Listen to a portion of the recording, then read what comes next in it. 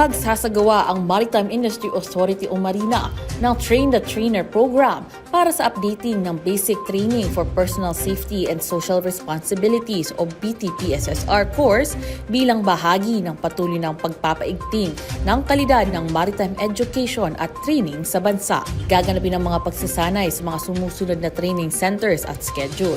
Para sa BSM Maritime Training Center, ito ay gaganapin ngayong April 13 to 14, 2026 at May 25 to 26, 2026.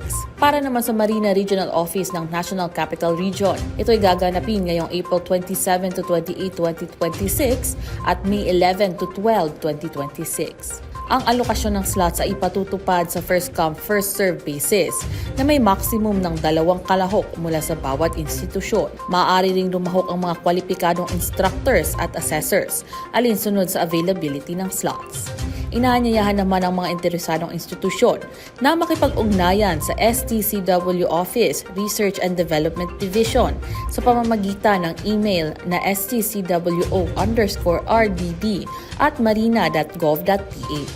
Para sa karagdagang detalye, maaaring tumawag sa 02-8240-9950, local number 603 o 604. At para naman sa karagdagang updates at kaalaman, tumutok lamang sa official page ng Marina.